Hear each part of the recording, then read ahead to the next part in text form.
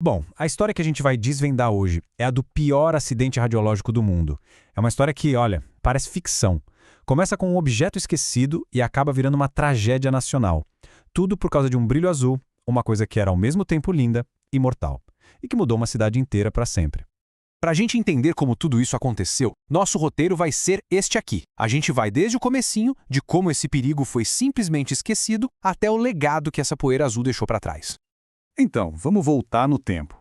Imagina Goiânia lá nos anos 80. Uma cidade super planejada, né? O grande símbolo do progresso em Goiás, todo mundo de olho na modernização, na industrialização. Mas, ao mesmo tempo, o Brasil estava no meio de uma crise econômica daquelas. E foi justamente essa mistura de vontade de crescer com a dificuldade do dia a dia que, de certa forma, preparou o terreno para o desastre. Olha, essa frase de uma das vítimas já dá o tom do que estava por vir. Era um pesadelo. Eu não tinha tempo nem de pensar. Isso captura perfeitamente o caos, a confusão. Porque, no fim das contas, por trás de qualquer desastre, o que a gente tem são pessoas. Pessoas comuns que tiveram a vida virada de cabeça para baixo assim, de uma hora para outra. E a origem de todo esse perigo? Bom, foi um ato de puro descaso. Em 1985, o Instituto de Radiologia foi despejado, se mudou e simplesmente deixou para trás um aparelho de radioterapia. E dentro desse aparelho, bem lacradinha em chumbo, tinha uma cápsula minúscula com sal de Césio-137, altamente radioativo. Era um perigo invisível ali, só esperando alguém encontrar. E 2 anos depois, o que tinha que acontecer, aconteceu.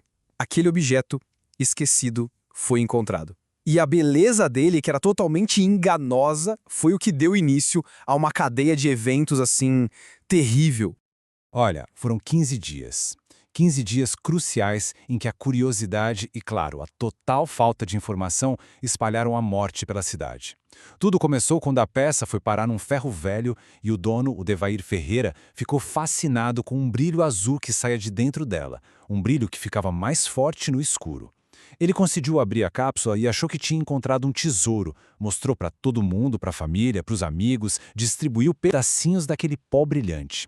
Aí o irmão dele, o Ivo, levou um pouco para casa. E foi aí que aconteceu uma das maiores tragédias dentro da tragédia. A filha dele, a Leide das Neves, de só 6 aninhos, brincou com aquele pó, passando o corpo como se fosse purpurina, comeu pão com a mão suja do pó e a contaminação, silenciosa, ia se espalhando. Tá, mas o que era exatamente essa substância? O Césio-137 é o que a gente chama de isótopo radioativo artificial. Ou seja, ele não existe na natureza. Foi criado pelo ser humano. E o grande perigo dele é que ele emite radiação gama. Pensa assim, é uma energia invisível que consegue atravessar praticamente tudo, inclusive o nosso corpo. E quando ela atravessa, vai causando um estrago gigantesco nas nossas células. E claro, não demorou muito para a conta chegar. Os primeiros sinais de que alguma coisa estava muito, mas muito errada, começaram a aparecer. Todo mundo que teve contato com aquele pozinho azul começou a passar mal, um atrás do outro. Em questão de dias, as pessoas começaram a sentir náuseas, a vomitar, tontura, o cabelo começou a cair. Hoje a gente sabe que esses são sintomas clássicos da síndrome aguda da radiação. Mas na época, ninguém fazia a menor ideia. As vítimas, os médicos, todo mundo estava perdido. As pessoas chegavam no hospital achando que era uma intoxicação alimentar muito forte, mas nenhum tratamento funcionava. Ninguém conseguia descobrir a causa. E o que estava acontecendo dentro do corpo das pessoas era basicamente isso aqui. A radiação ionizante do césio, ela vai direto no DNA das nossas células, principalmente na hora que elas estão tentando se dividir para se multiplicar. Ela bagunça tudo. Se a célula não consegue consertar esse estrago a tempo, ela morre. Agora imagina isso acontecendo com milhões e milhões de células ao mesmo tempo. É uma destruição em cascata, de dentro para fora. E foi no meio desse caos todo que surgiu uma heroína improvável, a Maria Gabriela, esposa do Devair, o dono do ferro velho. Ela foi a primeira pessoa que ligou os pontos. Vendo todo mundo da família e os amigos ficando doentes, ela desconfiou. Tem que ser aquele pó brilhante. E num ato de pura coragem, ela pegou o que sobrou da peça, colocou numa sacola plástica, pegou um ônibus e levou até a vigilância sanitária. Esse ato dela salvou Goiânia de uma tragédia que poderia ter sido infinitamente pior, mas infelizmente custou a vida dela. E quando um físico da vigilância sanitária ligou o aparelho dele perto daquela sacola e o aparelho simplesmente enlouqueceu, o alarme soou. As autoridades perceberam que não era uma intoxicação. Era algo muito, muito pior. Estavam diante de um desastre radiológico. E a partir daí, uma operação de emergência gigantesca começou e a cidade inteira mergulhou no pânico. E para a gente ter uma noção do tamanho do problema, olha só, na escala que mede acidentes nucleares, a chamada escala INES, o caso de Goiânia foi classificado como nível 5. Só para comparar, Chernobyl foi nível 7, que é o máximo. Ou seja, Goiânia foi um evento radiológico gravíssimo, o maior do mundo que já aconteceu fora de uma usina nuclear. Imagina a cena na cidade. De repente, Goiânia foi invadida por especialistas da Comissão Nacional de Energia Nuclear, a CNN, usando aquelas roupas de proteção que parecem de astronauta. E eles andavam com uns aparelhos que não paravam de apitar, os contadores Geiger. Montaram uma base de triagem no Estádio Olímpico. Mais de 100 mil pessoas formaram filas gigantescas para serem testadas. Aquele som do contador Geiger apitando virou literalmente o som do medo. E o medo foi tão grande, mas tão grande, que ele superou a compaixão. As primeiras 4 mortes aconteceram já em outubro. Entre as vítimas, a pequena Leide das Neves e a Maria Gabriela. E o enterro delas foi um dos momentos mais terríveis de toda essa história. Centenas de pessoas foram para o cemitério protestar, jogaram pedras, tentaram impedir os enterros. Elas tinham pavor de que os corpos pudessem contaminar o solo, a água. Os caixões, que eram de chumbo e pesavam 700 quilos, tiveram que ser concretados para poderem ser enterrados em paz. Inacreditável. Então, depois de muito trabalho, a poeira radioativa foi finalmente contida. Mas as consequências? Essas estavam só começando. Porque a contaminação mais difícil de limpar não foi a física, foi a social, a psicológica. O impacto na imagem da cidade foi simplesmente devastador. Goiânia, que antes era vista como essa cidade moderna, planejada, um símbolo de progresso, virou, da noite para o dia, a capital da radiação. Um lugar de pânico, de preconceito, um estigma que, infelizmente, marcou a cidade e o seu povo por décadas. E as cicatrizes que ficaram foram muito profundas. Pessoas de Goiás passaram a ser discriminadas em outros estados, em hotéis, aeroportos.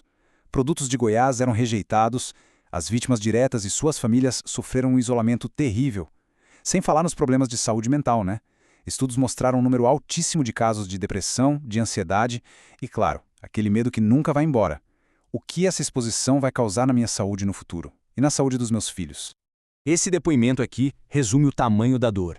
Fizeram um abaixo-assinado para expulsar nossa família da casa onde morávamos.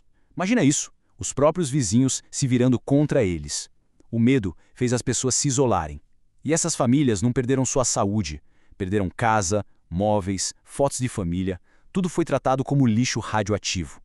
Mas talvez a perda mais cruel tenha sido essa, a da dignidade, a da comunidade. Mas, apesar de todo esse sofrimento, a tragédia de Goiânia teve um legado. Ela acabou forçando o Brasil a mudar. Forçou a criação de leis, de regras e, principalmente, a ter uma outra compreensão sobre segurança radiológica.